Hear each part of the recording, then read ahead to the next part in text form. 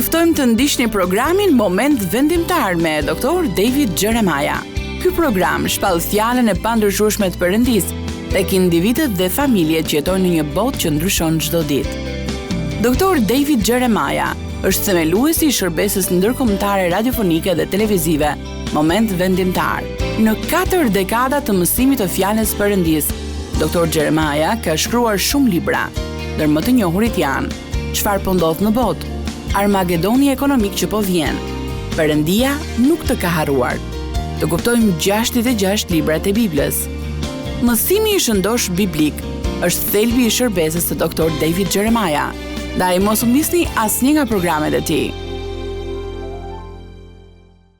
Ndërsa lexojmë nga 2 Pjetri, nuk mund të mos e vëmë re theksin që i jep Pjetri diturisë. Pjetri e fillon dhe përfundon letrën e tij me këtë shënim të goditur: "Ti shtoni besimit tuaj virtytin dhe virtyti diturinë." Dhe ja se çfarë ka kaq interesante letra e dytë e Pjetrit, diturinë e gjejmë kudo. Për shembull, në kapitullin e parë, vargu i 2, Pjetri shkruan: "Hiri dhe paqja u shumoft për ju në njohjen e Perëndisë." 3 kapituj më pas. Në një nga vargjet që më kujtohet e kam mësuar përmendesh kur isha fëmijë, që është edhe një nga vargjet më të famshme të letrës së dytë të Pjetrit, thotë kështu: 2 Pjetri 3:18, "Po rrituni në hirin dhe në njohjen e Zotit dhe të shpëtimtarit ton Jezu Krisht." Ai e nis letrën e tij të shkurtër me diturinë dhe mbyll atë po me diturinë. Dhe mes këtyre 2 vargjeve, ai e përmend fjalën dituri 14 herë dhe kjo letër ka vetëm 3 kapituj.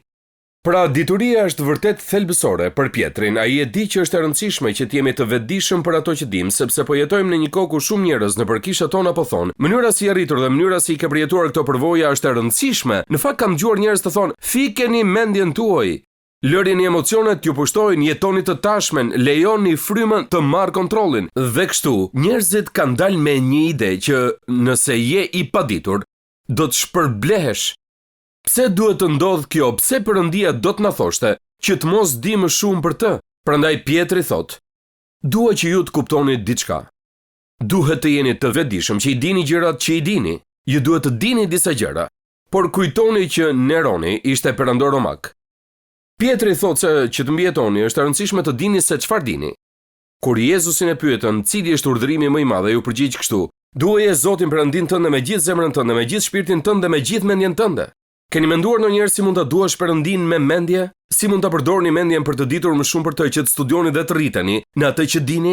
Pra, Zoti thotë që të bëni çdo përpjekje për të shtuar virtyti diturinë. Dhe kjo përfshin 3 hapa, 3 vendime që duhet i merrni. Ja se cili është vendimi i parë që duhet të merrni në lidhje me Zotin Jezus. Vendimi numër 1: unë do të ndjek ty. Në kohën kur Pjetri e shkroi këtë, një student njihej nga fakti që ai kishte një mësues. Nuk kishte klasa në atë kohë, studenti thjesht e ndiqte mësuesin kudo ku ai shkonte. Nëse ishte mësues, edhe Sokrati dhe disa njerëz të tjerë të kohëve të lashta ishin mësues, por ata nuk kishin klasa. Klasa e tyre ishte kudo ku ata shkonin, kurse dishepujt i ndiqnin mësuesit si të ishin një grigj. Studentët mësonin nga bashkëveprimet që ata kishin dhe kështu i mësoi Jezusi dishepujt e tij. As Jezusi vet nuk kishte ndonjë klas ku shkonte dhe i merrte dishepujt e tij me vete dhe u thoshte: "Mirë, sot kemi mësimin e 3 të dhjatës së re." Jo, ai i mësoi ata çdo ditë me gjithçka që bënte dhe këtë po thot dhe Pjetri. Nëse doni që të jeni një nxënës i Jezusit, duhet ta ndiqni atë.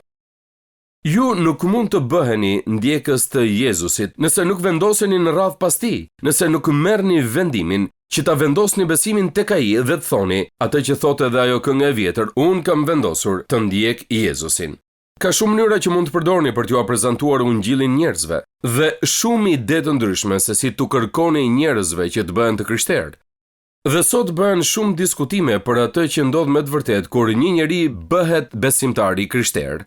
Të gjitha këto në mendjen time i kam përmbledhur në një të vërtet të thjeshtë. Nëse sot do t'ju flisja sikur të ishit pjesë e kishës time dhe pikërisht kështu dua t'ju flas, nëse do t'ishit të pranishëm këtu dhe në fund të shërbesës do t'ju bëja një ftesë dhe do t'ju kërkoja të bëheshit të krishterë, ja se çfarë do t'ju thosha: "Zonja dhe zotrinj, sot keni një mundësi për të marrë një vendim." Pikërisht kështu është një vendim, mund të thoni si mund të bëhemi krishterë. Merrni një vendim që doni të bëheni të krishterë. Merreni këtë vendim në zemër, prandaj duhet ju pyes, a do të vendosni sot që të ndiqni Jezus Krishtin, a do ta bëni ju qëllimin tuaj dhe vendimin tuaj të thoni që nga ky çast në vazhdim unë do të ndjek Jezus Krishtin, unë do të bëhem ndjekës i Jezus Krishtit. Unë do të aftoj ato në jetën time dhe do t'i kërkoj të marr kontrollin e jetës time dhe të më falë mëkatet. Këtë kuptim ka ti jesh i krishter. Çfarë do thotë ti jesh i krishter? Do thotë ti jesh ndjekës i Jezus Krishtit. Në ditët e sotme në kulturën tonë ndonjëherë quajmë veten ndjekës të Krishtit. Këtë kuptim ka të fillosh udhëtimin për ta njohur Zotin Jezus Krisht. Dhe kur kjo ndodh, kur ju vendosni të ndiqni Krishtin, janë disa gjëra që duhet filloni t'i bëni. Së pari ju duhet të zhvendoseni nga bregu për atje ku është shpëtimtari. A dini që shumë të krishterë mendojnë që në të gjithë botën janë vetëm 12 dishepuj, dhe që Judi Iskarioti ishte tradhtar dhe prandaj hiqet një. Zonja dhe zotrinj, por a dini që fjala dishepull ka qenë fjala e zakonshme për të identifikuar ndjekësit e Krishtit në kishën e hershme?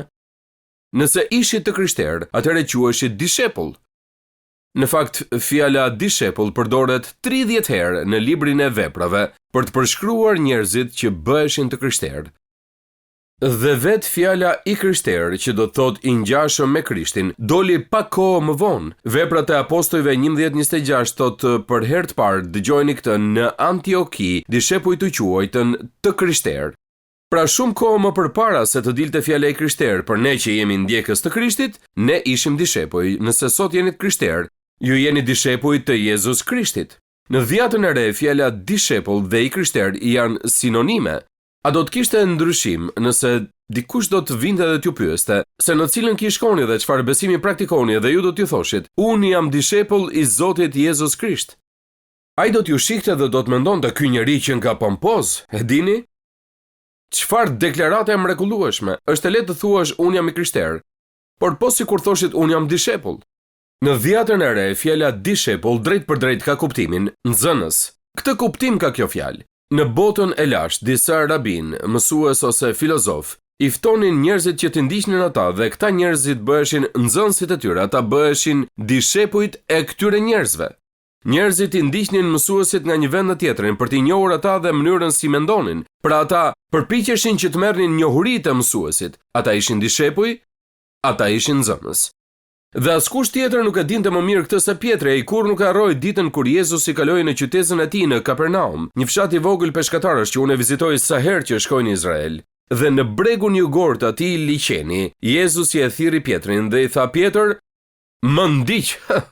Dhe Pietri la bregun e Galiles për të ndjekur shpëtimtarin. Jezusi eci përgjatë bregut, ja se ç'tha, Jezusi pa dy vëllezër, Simonin të quajtur Pietër dhe Andrean të vëllan, të cilët po hidhin rrjetën në det sepse ishin peshkatar, dhe u tha atyre: ndiqmeni dhe unë do t'ju bëj peshkatar njerëzish. Dhe ata i lan menjëherë rrjetat dhe e ndoqën. Dhe ata e ndoqën Jezusin. E ndoqën nëpër rrugët e Kapernaumit ndërsa i shëronte të smurë dhe predikonte mbretërinë. Ata e ndoqën nëpër kodra ndërsa i u fliste njerëzve dhe ushqente turmat. Ata e ndoqën atë në barkat e peshkimit që shkundeshin nga stuhit nëpër shtëpitë mbushura me mëkatar. Ata e ndoqën atë nëpër sinagoga që ishin të mbushura me dëgjues, kurreshtar. Ata e pan të shndronte ujë në verë, të hapte sytë të verbërve, të luftonte dhe të dëbonte demon.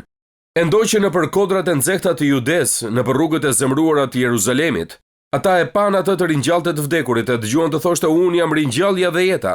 Ata dëgjuan predikimet e tij, pastaj i bën atij pyetje dhe u rritën në dituri me mësimet e tij. Nëse lexoni Vjetën e Re do ta kuptoni modelin. Jezusi predikonte dhe pastaj bënte diskutime me dishepujt e tij që të sigurohej se ata i kuptonin gjërat të cilat ai u mësonte dhe ndonjëherë edhe ai dekurajoi sepse ata nuk e kuptonin. Ai u tregoi shumë histori për t'i ndihmuar që t'i kuptonin gjërat që ai po thoshte. Jezusi ishte tregimtari më i madh. A e dinit këtë? Ai kur nuk bëri një predikim që nuk përfshinte një histori. Dhe nëse ndjekim atë, ashtu si dishepujt e tij bashkëvepronin me Jezusin, edhe ne bashkëveprojmë me të përmes këtij libri të çmuar. Duke i dëgjuar predikimet e tij, duke lexuar diskutimet e tij, mësojmë dhe ne bëhemi dishepuj. Dishepuj më të mirë, bëhemi nxënës më të mirë. Tashmë e dini se ti je dishepull, do të thotë ti je nxënës i krishter. Dhe fjala dishepull ka ekzistuar shumë kohë përpara se dëgjoj fjala i krishter. Gjithsecili në këtë dhomë është një dishepull, por ja se cila është pyetja që duhet i bëjmë vetes. Çfarë lloj nxënësi jam unë? Apo mësoj ndonjë gjë?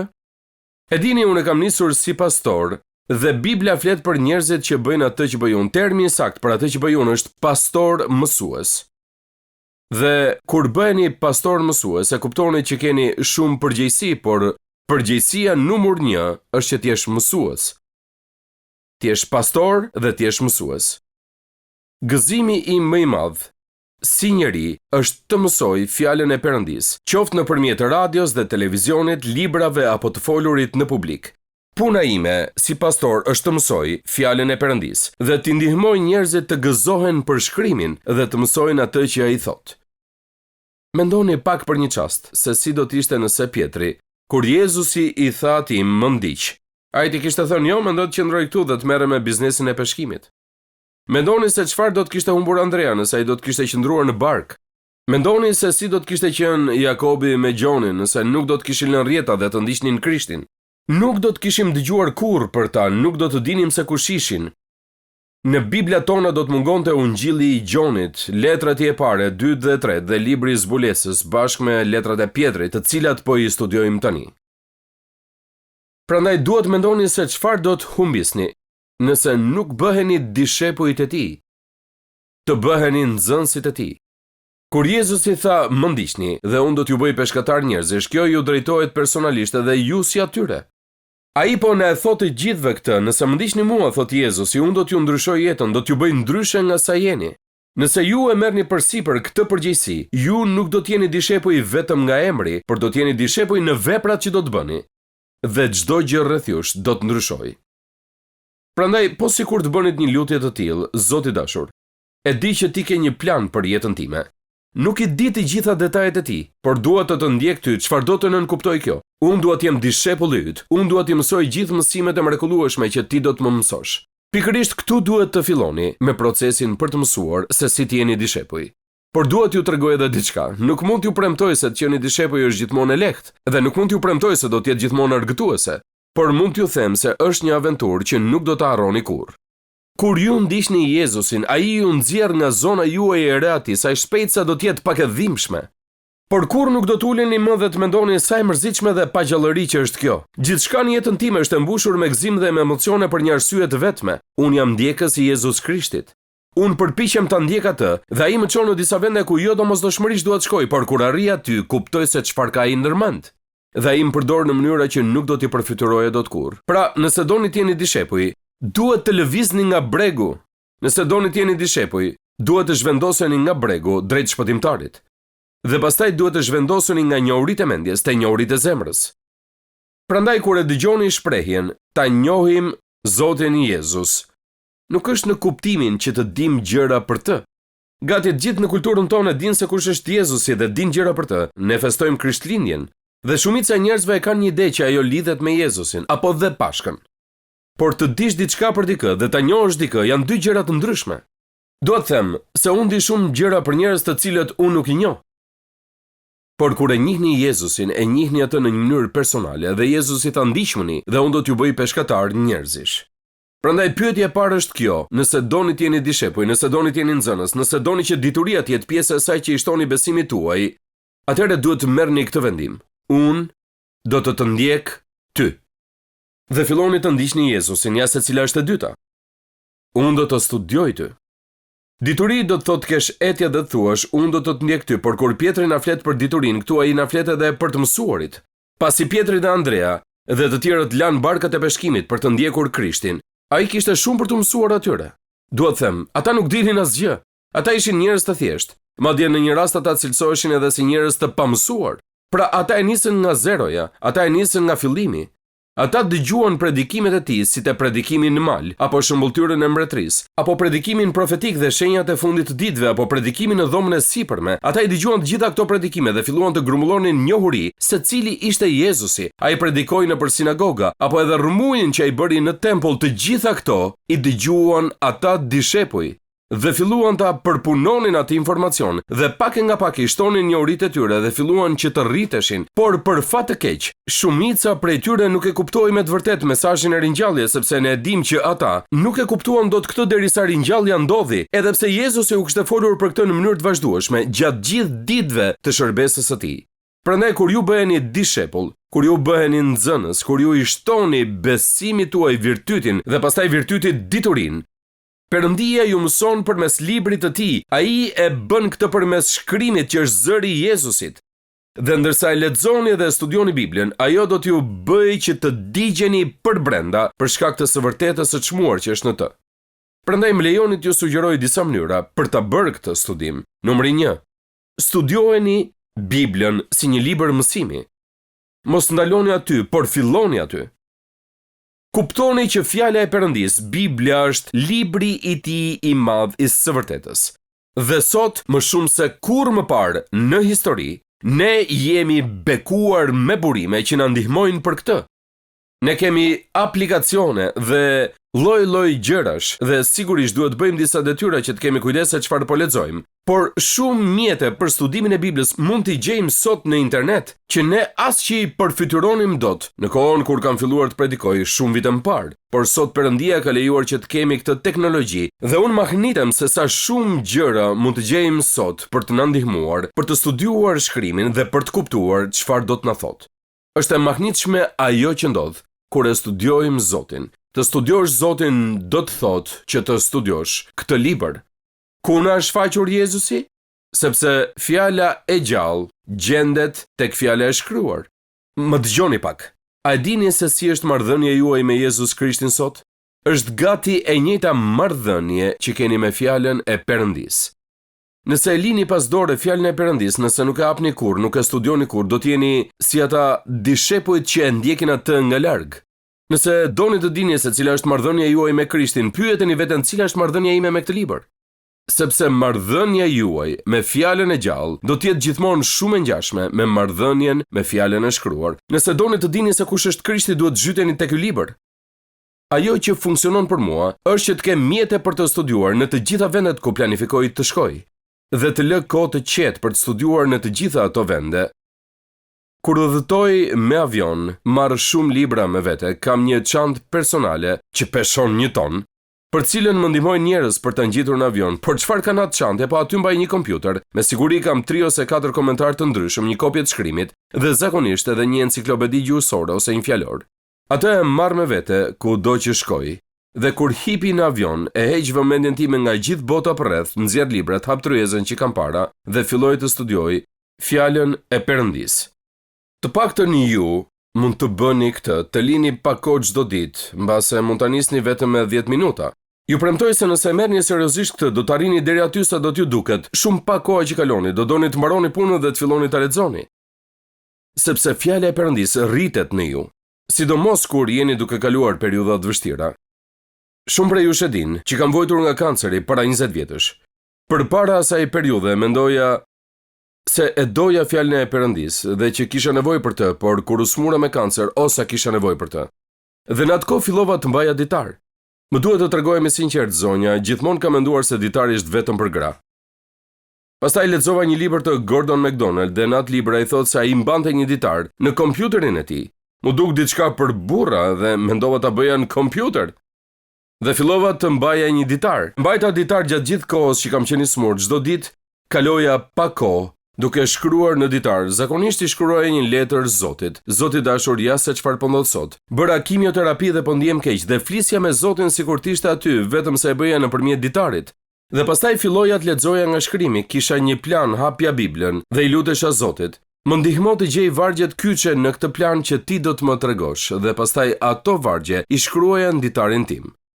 Tani kur e kujtoj, kuptoj se sa kohë e pasur ka qenë për mua që të dija se Perëndia ishte me mua gjatë atyre ditëve dhe që libri i tij ishte aq aktual dhe aq personal për mua, sa me sinqeritet mund t'ju them se gjatë atyre ditëve nuk ka pasur asnjë rast kur lexoja shkrimin që Perëndia të mos më jepte diçka ku të mbështesja shpirtin tim.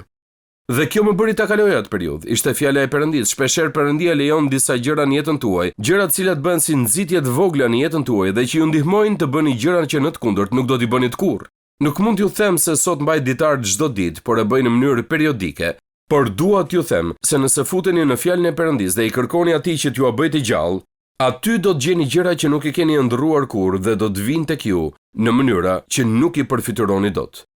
Prandaj së pari, Studiojeni Biblën si një libër mësimor. Pastaj së dyti, studiojeni Biblën si një udhëzues mbjetese. Kështu është. Është një udhëzues mbjetese, është një libër që do t'ju ndihmojë të kaloni gjithçka që jeni duke kaluar. Bibla na mëson se çfarë duhet të bëjmë në mes të një stuhie. Dhe ashtu siç ka thënë një herë dikush, njeriu ose ndodhet në një stuhi, ose po del për një stuhi, ose do të futet në një stuhi. Prandaj përgatituni për të bërë çdo gjë që duhet të bëni për stuhin. Dhe Bibla është një nga mjetet më të mira për t'ju ndihmuar të dini se çfarë duhet të bëni. Bibla është libri që është i mbushur me premtimet e Perëndisë që nuk do të na braktisë kurrë pavarësisht se çfarë ndodh. Kur do të kalosh përmes ujërave, unë do të jem aty, kur do të ecësh nëpër zjarr, unë do të jem me ty. Lexojeni Biblën dhe kur ndodheni në mes të një stuhie, do t'ju vijë në ndihmë. Perëndia ju ka dhënë këtë libër. Janë 66 volume që nga zanafillat e zbulesa. Çdo fjalë e shkruar nga njerëzit që janë frymëzuar nga fryma e shenjtë. Dhe te kapitulli 3, Pietri vazhdon t'i nxjisë lexuesit e tij që ta derdhin veten e tyre në Bibël. Dëgjoni se çfarë na thot ai në këtë libër. Ai na thot shumë të dashurit, kjo është e dyta letër që po ju shkruaj, në të cilat po e mbaj zgjuar mendjen tuaj të kthjellët, duke ju drejtuar kujtesës suaj që të mbani mend fjalët që u thanë më parë nga profetët e shenjtë dhe nga urdhërimi i vet Zotit dhe shpëtimtarit të transmetuar nga ne apostujt. Me fjalë të tjera, ai po na thot që ne duhet ta dëshirojmë fjalën e Perëndisë. Mund thoni apo do të pres sa të kem probleme? Pastaj do të bëhem student i fjalës Perëndisë. Më lejoni t'ju tregoj se ç'kam mësuar. Koha që ju duhet për të dalë nga stuhia është gati sa koha që ju duhet për të futur. I vetmi ndryshim është se tani ju e kuptoni se si kjo funksionon. Pra ajo që duhet ju them është se stuhia po vjen. Do të vijë një kohë kur do të keni nevojë të dëgjoni nga Perëndia, thjesht jeni të përgatitur. Mbusheni kujtesën tuaj me fjalën e Perëndisë, zbuloni ku janë pasazhet që do t'ju duan. Nuk keni pse t'i mësoni përmendesh, për të paktën ta dini ku janë. Janë në dhjetën e vjetër apo në dhjetën e re. Janë në shumë vende të veçanta. Në Bibël, libri me më shumë premtime është ai i Isaias. Kush do ta kishte menduar? Pra, ajo që dua t'ju them është se ju jeni njerëz të zgjuar. Prandaj përdoreni zgjuarsinë tuaj për të zbuluar se çfarë thot Bibla dhe familiarizohuni me të. Pasi të thoni, unë do të të ndjek ty dhe do të studioj ty, mos harroni të thoni, unë do të të bindem ty. Biblia e shpreh në këtë mënyrë, por po të ecim në dritë, sikurse ai është në dritë, kemi bashkësi me njëri tjetrin. A e dini se si e mësojmë Biblën? Ja se si. Kur Perëndia ju thotë bëni diçka bëheni dhe ndërsa vazhdoni të bëni atë që ju ka thënë, do t'ju tregoj diçka tjetër. Por nëse nuk ecni në dritë, nuk do të merrni mend ndonjë të vërtet tjetër, ju nuk bëheni thjesht student të shkrimit, por ju bëheni një dishepull që studion fjalën e Perëndisë, mëson të vërtetën dhe pastaj me bindje ecën në këtë të vërtetë. Bëni atë që ju thot Perëndia dhe ndërsa bëni atë që ju thot Perëndia, ai do t'ju tregojë diçka tjetër. Por Perëndia nuk është aty vetëm për t'ju mbushur me informacione që të shihni se sa të zgjuar jeni. Ai do që ju të rriteni në marrëdhënie me të dhe procesi i kësaj është procesi që ne njohim si bindje. Ne nuk duhet jemi thjesht dëgjues të fjalës së Perëndisë, por duhet të jemi edhe bërës. Kur ju bëheni bërës të fjalës, ju rriteni si dishepuj. Pra, kur kjo ndodh, ja se çfarë do të ndodhë në jetën tuaj. Pikë së pari, vlerat tuaja do të ndryshojnë. Sa më shumë që dini për Perëndin dhe për fjalën e tij, aq më shumë do të ndryshojë jeta juaj. Dëshirat tona ndryshojnë për të pasqyruar prioritetet e përjetshme dhe sjellja jonë do të ndryshojë. Nuk mund të jeni futur seriozisht këtij libri dhe të mos ndryshoni vlerat tuaja. Pra kur e studioni fjalën e Perëndisë dhe futeni në shkrim, atëherë ju filloni të rriteni në Krishtin. Këtë nën kupton Bibla kur thotë se kur bëhemi të krishterë, gjërat e vjetra kanë shkuar, ja të gjitha gjërat u bën të reja. Njerëzit vinë dhe më thonë, nuk më besohet që nuk kam dëshirë ta bëj më këtë, pastor. Kjo ka qenë pjesë e rëndësishme e jetës sime, por nuk dua ta bëj më, sepse di që kjo nuk e kënaq Perëndin. Pra përgatituni që të ndryshoni vlerat tuaja dhe përgatituni të ndryshoni vizionin tuaj. Kjo është një gjë tjetër. Kur ju bëheni të krishterë, ndryshon edhe mënyra se si shikoni të gjitha gjërat. Tony Evans, të cilin e kam mik, ka shkruar këtë. Ai thotë, kur ju bëheni të krishterë dhe filloni ta lexoni Biblën, ajo ju mpre mënyrën si shikoni çdo gjë dhe si e mendoni gjithçka. Është një filtr përmes të cilit ju vlerësoni të mirën, të keqen, të shëmtuarën. Unë jam plotësisht i konsumuar nga e vërteta e këtij libri dhe autorit të tij. Dhe kur fjala e Perëndisë futet në mendjen tuaj, ajo ju jep një vizion për të ndryshuar botën. Ajo ju tregon se si hap pas hapi ti shtoni virtytit tuaj diturinë. Dhe pikërisht ky është thelbi i dishepullizimit. Unë do të ndjek ty. Unë do të studioj ty. Unë do të bindem ty. Perëndia na dërgoi fjalën e tij të shkruar, Biblën dhe fjalën e tij të gjallë, Jezus Krishtin, që të na siguronte çdo gjë që na nevojitet. Dhe këtë na thot tek 2 Pjetri, ai na thot, duke qenë se fuqia e tij hyjnore na dhuroi të gjitha gjërat që i takojnë jetës dhe perëndishmërisë. Zonja dhe zotëri, mos u bëni si shumë njerëz sot që hidhen sa ndaj këtejsa nga një vend në tjetrin, në përpjekje për gjetur përgjigje sepse jeta juaj e krishtere nuk po funksionon siç mendoni se duhet. Sepse Bibla tashmë ju ka dhënë çdo gjë që ju nevojitet. Zbuloni se çfarë ju ka dhënë Perëndia në Bibël dhe filloni ta vini në praktik. Unë mund t'ju them me sinqeritet se nëse do ta merrni fjalën e Perëndis dhe ta bëni i qëllim, që ta zbrazni veten tuaj me bollëk tek ajo, të mësoni se çfarë thot, që edhe kur të dekurajoni të mos hiqni dorë, të vazhdoni të punoni me të dhe ta bëni Biblën të gjallë në jetën tuaj, do të keni çdo gjë që ju nevojitet për jetën dhe perëndishmërinë. Faleminderit që ishit me mua sot në moment vendimtar. Sa më shumë që e studiojmë shkrimin, aq më shumë arrim ta kuptojmë që Perëndia ynë i dashur dëshiron të ketë një marrëdhënie personale me gjithsecilin prej nesh. Nëse ju do të doni të filloni një marrëdhënie me të dhe të siguroheni që do të kaloni përjetësinë me të, duhet të pendoheni për mëkatin tuaj dhe t'i kërkoni Jezus Krishtit që të bëhet Zoti dhe shpëtimtari juaj. Nëse sot e keni marrë këtë hap besimi, ju inkurajoj që ta ndani vendimin tuaj me të krishterë të tjerë në një shërbes të besueshme apo të një kishe zonës dhe që të vazhdoni të rriteni në besimin tuaj. Perëndia ju bekoft. Pres me padurim që të shihemi herën tjetër këtu në Moment Vendimtar. Ndoqët programin Moment Vendimtar me Dr. David Jeremiah. Rikthehemi sërish tek ju javën e ardhshme me një tjetër mesazh për fuqinë e jashtëzakonshme të fjalës së Perëndisë, që ndryshon jetën tona përgjithmonë. Deri atëherë, miru dëgjofshim.